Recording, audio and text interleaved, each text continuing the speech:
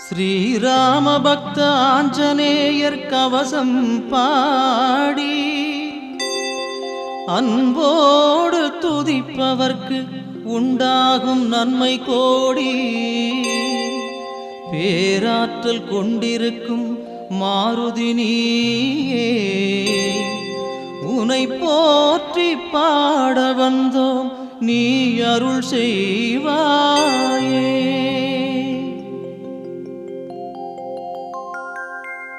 அஞ்சனா தேவியின் அருந்தவமைந்தா,